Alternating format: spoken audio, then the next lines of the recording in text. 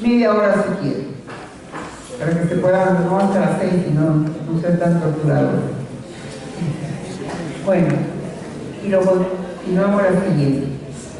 Vamos a iniciar ya el estudio de la fisiología del riñón. ¿Y por qué? Y está íntimamente relacionado con el medio interno.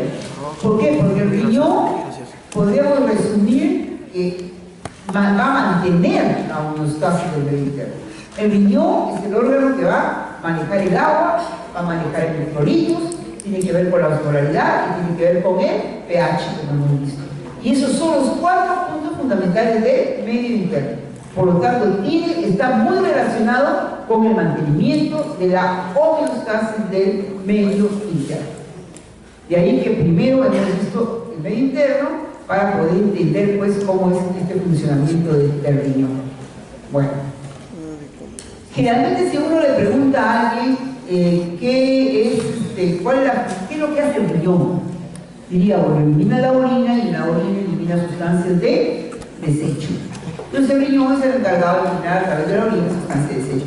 Esa es una de sus propiedades, una de sus funciones que tiene el riñón. Pero el riñón tiene otras funciones y es la que vamos a ver. O sea, tiene varias funciones. Y vamos, ahí está, la función de los riñones. Miren, regula más que todo lo que hemos visto, mantiene el medio interno. Regula el equilibrio hidroelectrolítico, o sea, del agua y de los electrolitos. Es el encargado de mantener el agua y los electrolitos del medio interno. También retira productos metabólicos de desecho de la sangre y los excreta por la orina. Esa es la función más conocida, o sea, desechos metabólicos. Y ahí tenemos, retira sustancias extrañas para la sangre y las excreta por la orina. Retira sustancias extrañas para la sangre, o sea, aquellas sustancias que por alguna razón llegaron al organismo pero que no forman parte de nuestro organismo. Por ejemplo, una sustancia, a eso se refiere a los medicamentos, que llegan en un momento para cumplir una función y luego son eliminados vía renal, porque ya para que no se sigan actuando. Regula la presión arterial mediante la alteración de la expresión de sodio. El riñón tiene que ver con la reabsorción de sodio. Acuérdense que a nivel del túbulo distal actúa la aldosterona y reabsorbe sodio. Entonces, al reabsorber sodio también reabsorbe agua y esto carga un mayor volumen en las arterias y una mayor presión arterial. Entonces tiene que ver, en cierta manera tiene que ver con la regulación de la presión arterial. Y otra cosa, no solamente con la excreción de sodio, sino también tiene que ver con la secreción de renina. ¿Se acuerdan del sistema renina, angiotensina, aldosterona? Sí. Ya. Entonces, ¿qué ríen? ¿Qué recordará el sistema renina, angiotensina, aldosterona? Entonces, vemos que la renina es producida por el riñón. Entonces, es el primero que inicia todo este. El sistema renina angiotensina lo han estudiado en cardio por el control de la presión. Lo tienen que estudiar en endocrino por la aldosterona y aquí en renal porque actúa a nivel renal en la absorción de sodio. Bueno, entonces tiene que ver. Y otras sustancias vasoactivas. Entonces en el riñón también se producen sustancias que van a producir vasoconstricción o vasodilatación, sobre todo de las arteriolas aferente y eferente renal, para mantener la presión la presión renal, o sea, estable. Tiene que ver con la secreción de la forma activa de la vitamina D, o sea, la 1,25-dihidroxivitamina D3, secreción activa de esa vitamina, la vitamina D. Es decir, en el riñón, en la célula renal existe la enzima que va a convertir la vitamina D inactiva a vitamina activa. Tiene que ver con la secreción de la eritropoyetina, que es una hormona. Entonces vemos al riñón como un órgano endocrino, como una glándula endocrina, porque va a secretar una hormona, la eritropoyetina, que tiene que ver con la producción de glóbulos rojos o hematíes a nivel de la médula, ¿no? De la médula ósea. Y tiene que ver con la gluconeogénesis, también con la glucosa, sobre todo en situaciones de ayuno. Es decir, la producción de glucosa a partir de aminoácidos. Vemos varias funciones. Entonces, imagínense una persona con falla renal.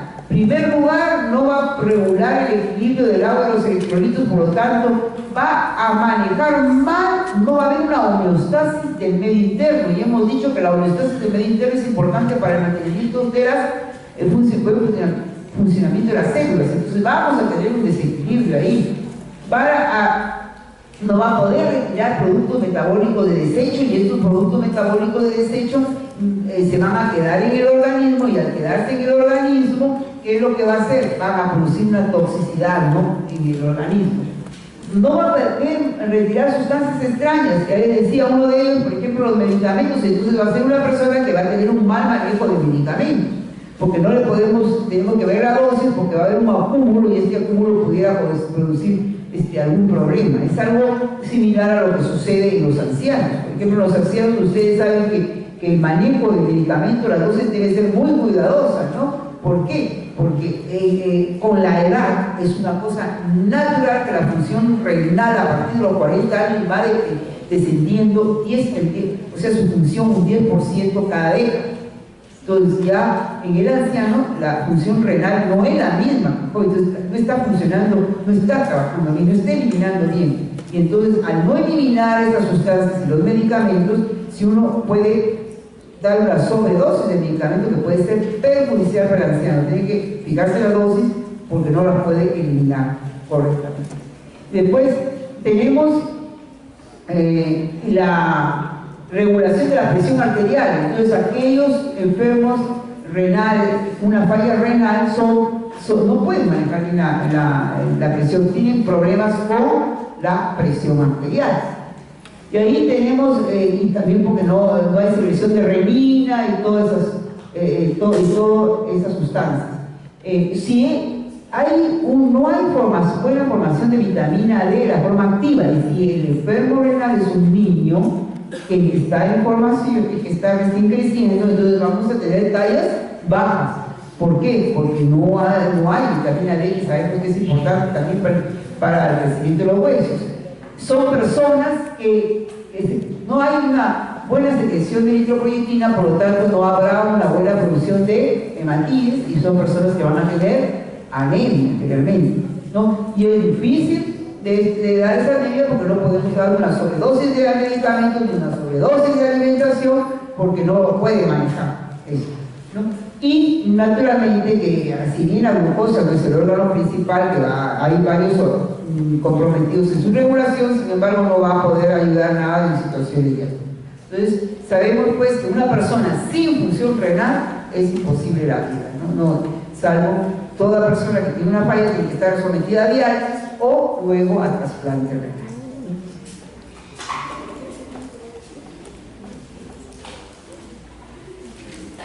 Vamos a recordar brevemente la parte anatomofisiológica. Bueno, ya les decía, acá tenemos una vista del riñón que todos ustedes recordarán, la parte externa que es la corteza y la parte más interna que es la médula. Ahí vemos ahí también el ilio por donde está ingresando la arteria renal que va a irrigar el riñón, y está saliendo la vena renal, y también el uréter, donde está sacando la orina, ¿no? Una disposición macro.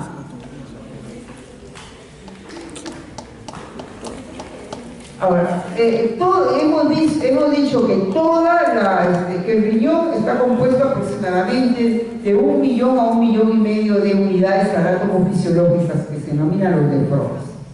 Y en realidad lo que hace un nefrón hace el otro nefrón. O sea, en realidad, si uno quiere estudiar la fisiología renal, lo que va a estudiar es qué está sucediendo en este nefrón. Bueno, ahí tenemos los nefrones. No sé si acá tengan primero. Ahí tenemos el nefrón, ¿no? La estructura. Y recordemos lo que es las partes que tiene un nefrón. La arteria renal ingresa y se bifurca, va tomando diferentes nombres hasta llegar a la corteza. en donde toma el nombre de arteriola aferente, que es una ramita, luego forma las asas glomerulares, lo rojito que se ven ahí, ¿no? Y forma el glomérulo. Y luego la arteriola eferente, que va a dar varias ramas que van a formar los vasos que van a envolver todo el tubo. En la parte tubular, digamos, la parte del celular tubular se inicia con la cápsula de Goldman, el tejido renal, y luego tenemos lo que es el túbulo proximal, el asa de Henle con su rama descendente y ascendente, túbulo distal y el túbulo colector. Es el que vemos, un túbulo colector grande, largo, que va conectando la orina de diferentes nefrones. Es ahí en donde se va a producir todos esos fenómenos que hemos visto de regulación. ¿Cómo se encuentran distribuidos? Vamos a la anterior. Ahí tenemos la corteza, la parte más externa, y la médula que vemos como rayitos, ¿no? Que corresponden justamente a la distribución de las asas glomerulares. Todos los nefrones se inician en la corteza. No hay nefrón que se inicie en la médula. Entonces, los glomérulos, la cápsula de Goldman, el túbulo proximal, el distal, parte del túbulo colector están en la corteza. ¿Qué es lo que hay en la médula? En la médula tenemos tenemos las asas de Henle. Las asas de Henle son lo único que está, digamos, y la parte medular de los túbulos colectores. Bueno, ahí vemos hay dos tipos de nefrones. Los nefrones yuxtaglomerulares y los nefrones corticales. El nefrón cortical es el más chiquito, el que se encuentra hacia el lado de allá, ¿no? Es el nefrón cortical. ¿Y qué vemos? El nefrón cortical se inicia casi en la mitad de la corteza o más todavía a veces hacia el exterior de la corteza. Tiene asas de Henle pequeñas que no llegan al interior de la médula. En cambio, el nefrón yuxtamedular, como su nombre lo dice, yuxta, nacen casi encima de la médula, bien pegado a la médula, y tienen asas de Henle largas que se introducen hacia el interior de la médula renal. Entonces, uno son los nefrones corticales y otro es el nefrón yuxtamedular, la cual no es solamente la parte anatómica diferente, sino que también en cuanto a su función. Los nefrones yuxtamedulares, o sea, los que tienen asas de Henle largas, son los que pueden concentrar más la orina que los nefrones corticales. O sea, la diferencia entre el cortical y el medular, si ustedes lo ven ahí, es solamente el asa de Henle. Quiere decir, cuanto más larga es el asa de Henle, más ese nefrón puede concentrar la orina. ¿Qué significa, funcionalmente concentrar la orina? Si concentra más la orina, quiere decir que los volúmenes de orina son más pequeños, por lo tanto puede ahorrar más agua. Entonces es importante estos nefrones medulares porque nos permiten ahorrar más agua. Y al ahorrar más agua, en situaciones en que hay un balance negativo de agua en el organismo, pues todo nos va a liberar, nos va a proteger de la deshidratación. Entonces, esta es la importancia que tiene. Ahora, tanto como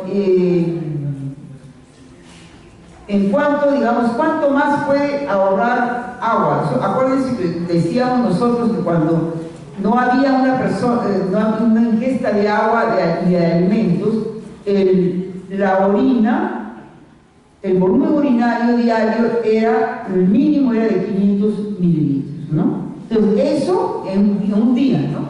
Eso está relacionado con la longitud de las asas de Henle de estos nefrones. Pero, es decir, en el humano ya está genéticamente determinado la longitud, de tal manera que lo máximo que pueden ahorrar pues, es llegar a que el volumen urinario sea de 500 mililitros con una osmolaridad de 1400 milosmoles. O sea, ¿cuánto pueden concentrar? Hasta 1400 milosmoles por litro. Eso es lo que pueden hacer, digamos, estas... Ahora, hay especies animales en las cuales viven, por ejemplo, en el desierto, donde hay temperaturas elevadas y la posibilidad de conseguir agua es escasa. ¿Y cómo pueden sobrevivir en esos ambientes? Porque sus riñones están adaptados a ellos, de tal manera que ellos tienen asas de mucho más largas para poder concentrar más la orina, o sea que el volumen urinario sea, no de, por ejemplo, si el humano orina, lo máximo que puede ahorrar es llegar a una orina de 500 mililitros diario, en esos animales pueden llegar a 100 mililitros, y o sea están ahorrando como decir 400 más que en el humano, ¿no? Y acuérdense que 100 mililitros solamente lo puede dar el agua metabólica. Entonces, si eso ocurriera en el humano, que los 100 mililitros pudiéramos estar varios días sin tomar agua, pero no es el caso, ¿no? Entonces, en estos animalitos genéticamente ya están, como la rata del desierto, por ejemplo, que llega hasta 6.000 milosmoles más concentrada la orina, porque son 100 mililitros solamente que el volumen. No solamente pequeños, animales pequeños que viven, en este caso, sino también a veces animales de una superficie muy grande que necesitan ahorrar agua, por ejemplo, un elefante, un hipopótamo, ¿no? Que son, como tienen bastante superficie, entonces tienen también salida más de agua, entonces necesitan también ahorrar agua. Y eso también las concentraciones de la orina llegan mucho más, llegan hasta 6.000, 12.000 milosmoles, pero en el humano ya hasta 1.400 ya está determinado, ¿no?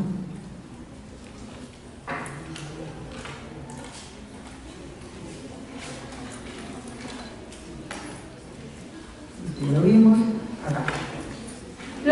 Vemos ahí el parénquima venoso, o sea, eso es como que si nosotros hubiéramos sacado todos los túbulos renales y solamente nos hubiéramos quedado con los glomérulos y los vasos sanguíneos, solamente vasos sanguíneos. ¿Y qué vemos ahí? Vemos que en la médula renal está en forma de hueso, no son masas glomérulares, a excepción que hay dos glomérulos, uno marroncito que vemos acá y que han dejado un nefrón completo, que es el marroncito acá, que es un yuxtamedular y uno cortical, pero de ahí es como que si todo nomás es puro vaso sanguíneo. ¿Cuál es la intención de mostrar esto? La intención de mostrar esto es ver que los vasos no están distribuidos en forma uniforme igual en la corteza y en la médula. En la médula están los vasos sanguíneos, tanto vasos arteriales como vasos venosos, en forma de U, como que si fueran asas de genio, o sea, paralelas a la asa de genio. Esta disposición de los vasos en forma de U reciben el nombre de vasos rectos. Entonces, en la médula la situación es en vasos rectos. ¿Y cuál es el objeto? O sea, de que sean vasos rectos y en la corteza no. O sea, el fin es de que en la médula los vasos rectos hacen que la circulación, o sea, la velocidad con que circula la sangre sea más lenta que en la corteza. La corteza es más rápida y en la médula es más lenta la circulación. ¿Y para qué es necesaria la circulación más lenta? Para que se produzca la concentración de la orina. O sea, todo va ligado. O sea, para que haya concentración de la orina es necesario que la circulación sea lenta, y para que sea lenta es necesario esos vasos en forma de U, ahí en la médula. Entonces, en la médula la circulación es más lenta con respecto a la corteza.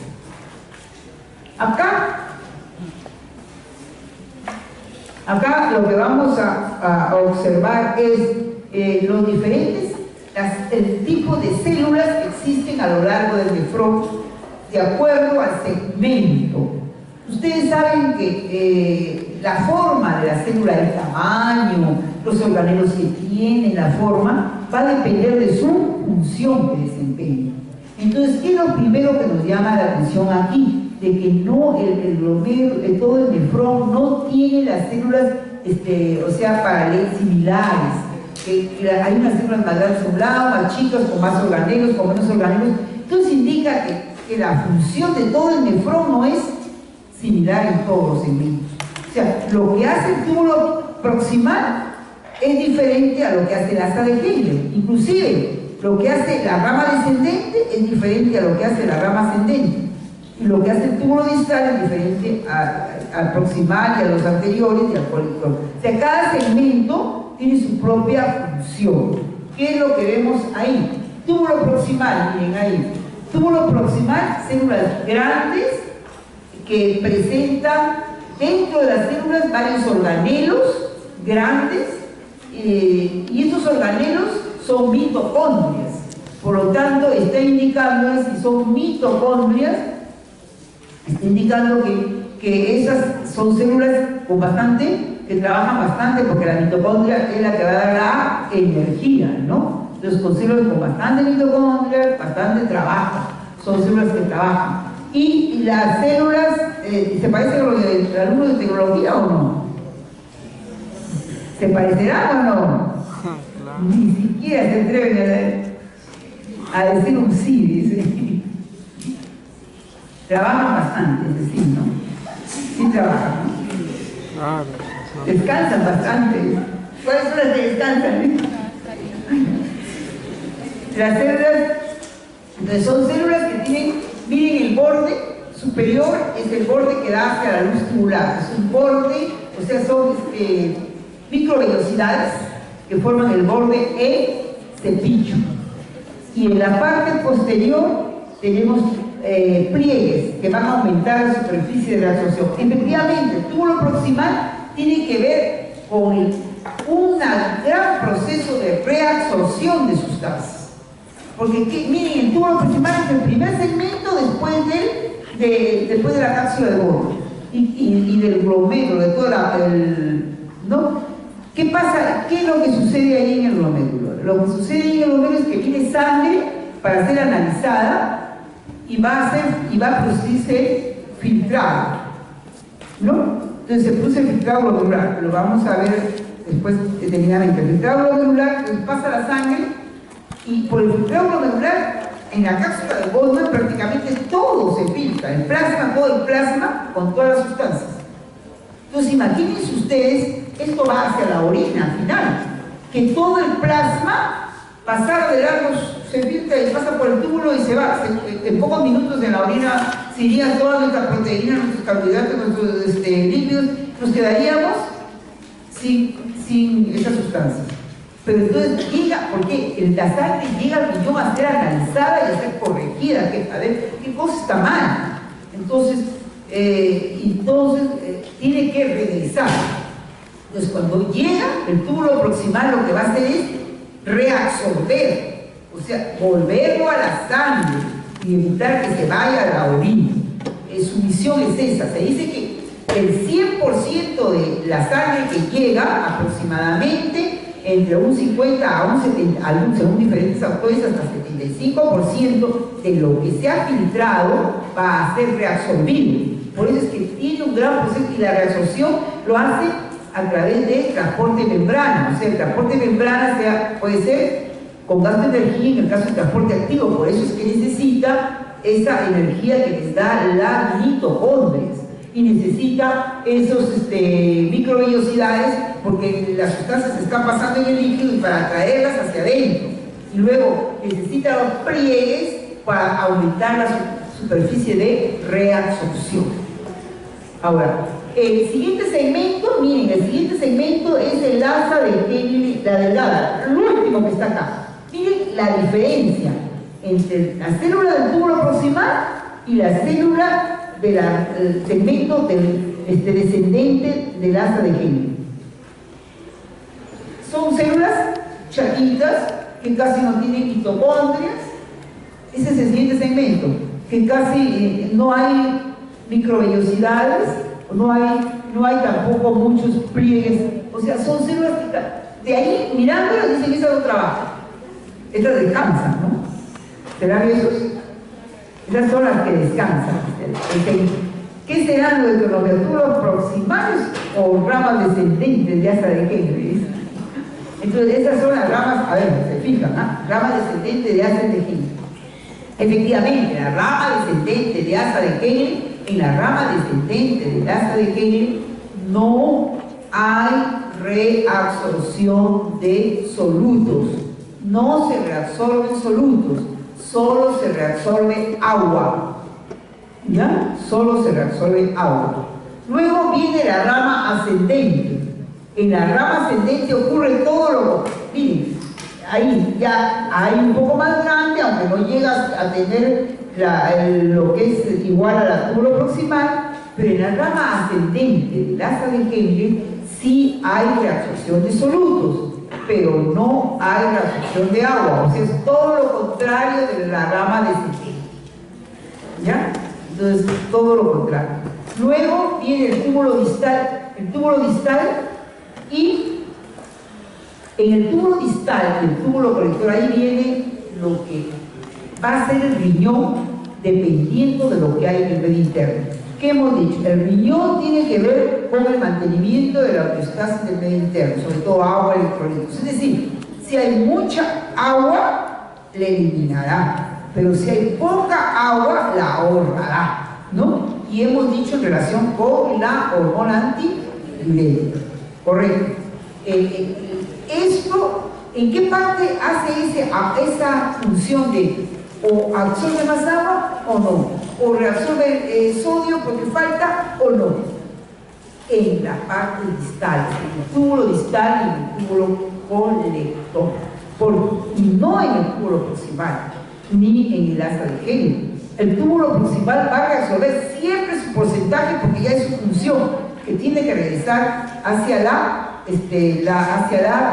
sangre, ¿no? Pero en el caso de que dependiendo del medio interno va a depender de las partes distales del túbulo distal. ¿Por qué? Porque en el túbulo distal y en el túbulo colector están los receptores para las hormona antidiurética y aldosterona, por ejemplo, ¿no?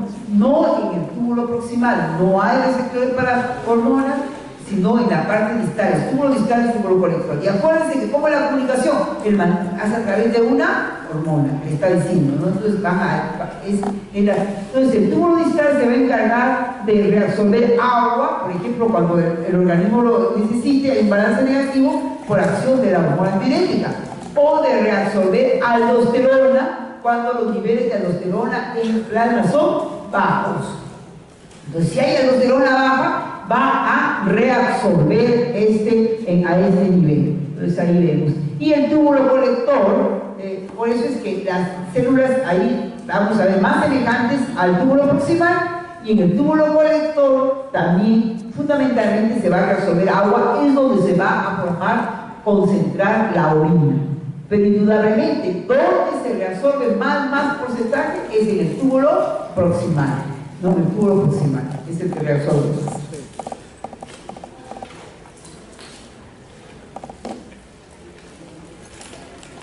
Aquí lo que estamos indicando es, primero, haciendo una comparación del riñón con los diferentes órganos en cuanto a su peso. Vemos que el riñón tiene un peso aproximado del corazón, pero pesa menos que el hígado, que el cerebro, la piel y los músculos. Sin embargo, ¿cuánto le llega a pesar de que ser el menos peso tiene con respecto a órganos tan importantes, le llega más sangre? Entonces, la otra columna es por cada 100 gramos, ¿qué volumen de sangre, o sea, qué volumen del gasto cardíaco le llega? Ustedes cuando ya han estudiado cardio saben lo que es gasto cardíaco, ¿no? Entonces ya saben el volumen de sangre que el corazón expulsa en 1 minuto, en la unidad de tiempo. Entonces, miren, el corazón expulsa y va a llegar a diferentes órganos, pero al riñón llega más, 420, digamos, en comparación con el corazón, con el mismo hígado, que es un órgano metabólico que necesita bastante porque necesita el oxígeno, en cerebro también, ¿no? ¿Por qué? Porque fundamentalmente la sangre va a ser trabajada, la renal va a ser, trabajada, va a ser eliminada de sustancias tóxicas, va a producir una regulación del medio interno.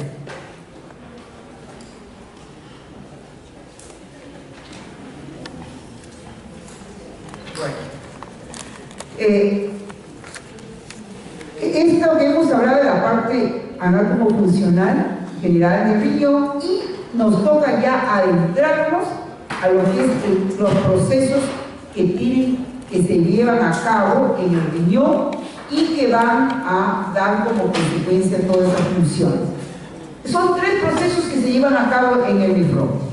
El proceso que ya hemos adelantado algo, la filtración, filtración glomerular, o sea, filtra la sangre viene a través de la arteria afferente, los capilares glomerulares que están desarrollados ahí, y sería el 1. Pasa, se filtra. ¿Qué filtra? Filtra, la sangre va a ser filtrada. Y como cuando nosotros filtramos, ¿qué hacemos? Ponemos un filtro y va a depender de los fondos del filtro lo que atraviese, ¿no es así? Entonces igual, aquí la membrana del capilar y la membrana de la cápsula de Bowman hacen a veces de filtro. Lo que puede pasar por ahí, por esos poros va a pasar, y lo que no puede pasar se va a quedar en el lecho vascular. De la sangre, lógico, lo que no va a pasar son las células, o sea, los glóbulos rojos, los glóbulos blancos y tampoco las plaquetas. Lo que va a pasar es el plasma con todas las sustancias que están disueltas en él, sea proteínas, carbohidratos, lípidos y todas las sustancias que están disueltas en el plasma. Eso es lo que va a pasar. Salvo las proteínas, porque las proteínas son macromoléculas, son grandes y no pueden atravesar los poros de la membrana. Ahora, decir que no pasa proteínas totales también es exagerar, porque hay proteínas de bajo peso molecular pequeñitas que pueden atravesar, lo atraviesan y van a ser reabsorbidas a nivel del túbulo proximal, pero lo atraviesan, ¿no? Pero claro, normalmente no hay proteínas en la orina. Normalmente no debe haber proteínas en la orina. Entonces, cuando uno dice que es el filtrado glomerular, lo que está en la cápsula es el filtrado glomerular, es el plasma sin las proteínas de alto peso molecular. Eso es de ahí todas las sustancias van a pasar. Entonces, asumimos que cualquier concentración de las sustancias que existen en el filtro, pues en la cápsula es la misma que tenía en el plasma. Luego estas sustancias van a ser reabsorbidas. Muchas, ya hemos hablado del proceso de reabsorción, sobre todo el túbulo proximal, ¿no? S2. ¿Qué significa reabsorción? Que las sustancias que pasaron atraviesan la membrana del túbulo, llegan al intersticio, atraviesan, o sea, ese espacio que rodea al túbulo, luego atraviesan la membrana vascular y regresan a la sangre por proceso de transporte de membrana. Ese es el proceso. Y el siguiente, pero ojo, también hay otro proceso de secreción. ¿Qué significa el proceso de secreción? El proceso de secreción significa que si la sustancia no filtró, puede todavía eliminarse porque pasó a la circulación peritubular. Entonces, de la circulación peritubular atraviesa la membrana en sentido contrario a la reabsorción y llega a la luz tubular y de ahí a la orina. ¿Y por qué decimos si la sustancia no filtró? Porque en realidad cuando la sangre llega ahí en el 1, ¿no? y el plasma se filtra, pasa, no quiere decir que todo el plasma que llega se filtre. Es como que si un río está corriendo y hay un riachuelo, no más, una rama de un riachuelito, ¿no? Entonces, si la corriente sigue, solamente una parte pasó, así igual, una parte filtró. Del 100% que llega, solo el 20% se filtra del plasma, el 80% pasa. Y si a la circulación peritubular, que es la circulación que está, si esa sustancia no estuvo en el 20% que filtró y pasó a la circulación peritubular, todavía puede ser eliminada por secreción, porque pasa al interior y de ahí pasa hacia la orina. Entonces, eso es lo que tenemos que recordar.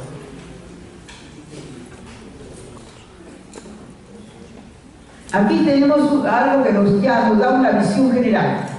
Miren, la arteriol aferente llega la sangre, las asas glomerulares que forman el glomérulo y la arteriola eferente, que es la que va a la circulación, a los capilares perituburales. Entonces, se filtra, aparte, tenemos la F, la flechita, lo que se filtra, y lo otro pasa a la circulación. El 20% se filtra, el 80% pasa a la circulación. ¿Qué pasa en el túbulo proximal? Lo que se filtró se reabsorbe, tenemos la flecha verde. Pero ojo, también hay secreción a nivel del túbulo proximal. Si bien en menor magnitud, pero también el túbulo proximal puede secretar sustancias. Luego tenemos aquí a nivel de la rama descendente, reabsorción de agua, no de solutos, acuérdense. Y en el túbulo, en la rama ascendente, reabsorción de solutos, pero no de agua. Y en el túbulo distal también hay reabsorción y secreción también de sustancias en menor magnitud que el túbulo proximal. Lo mismo que en el túbulo colector. Fundamentalmente, en el túbulo colector, reabsorción de agua, también hay secreción de sustancias, secreción de... Otra de las cosas que se secreta a nivel del túbulo distal y colector bastante, la secreción de iones hidrógeno, que van a acidificar la orina, ¿no? Ahí tenemos la bomba de ion hidrógeno, sobre todo, también que lo vamos a ver, ¿no?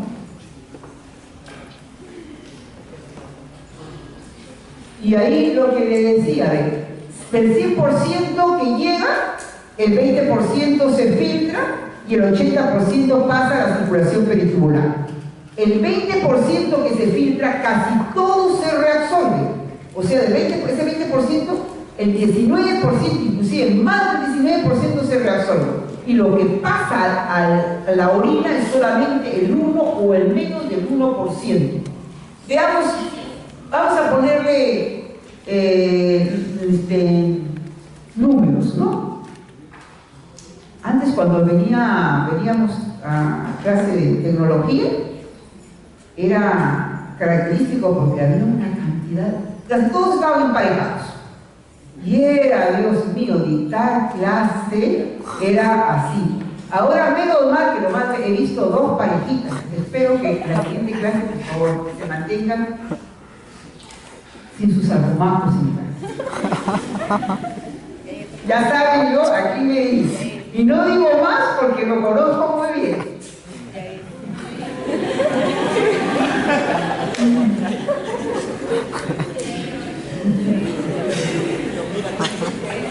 Bueno, entonces tenemos ahí, ha disminuido, ¿no? Porque ahora sí lo veo más atento, más todo, muy bien, ¿no? Probablemente estén emparejados, pero se han separado. Así que, por favor, la próxima. Todos he visto, una que, bueno, por allá como que está un poquito nomás.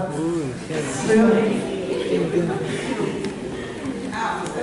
entonces, veamos aquí ya para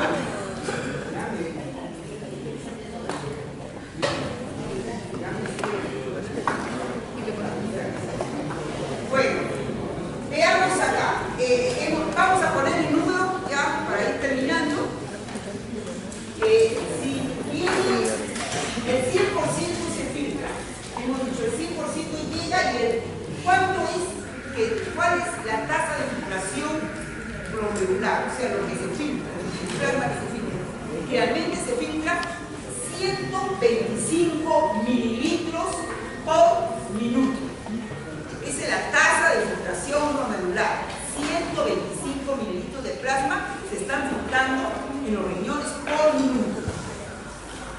Eso me da que si yo multiplico por los minutos de todo el día, me da que en un día el riñón está filtrando 180 litros de plasma, que no tenemos 180, lo que indica que está recirculando. Por eso decía que llega gran cantidad de sangre de recirculación. Entonces, de los 180 litros, me representan en un día el 20% del volumen filtrado. De esos 180, casi todo se debe de reabsorber, ¿no?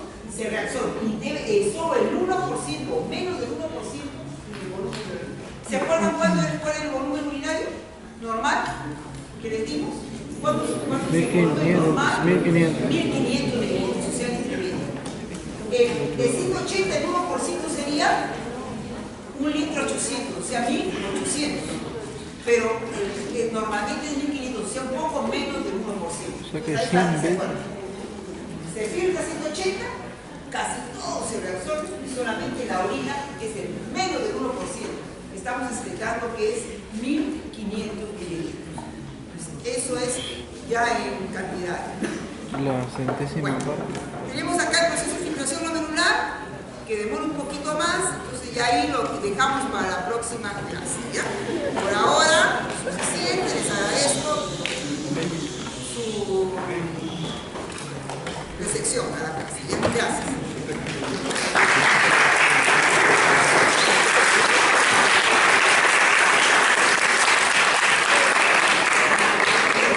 Poner un poco de más información.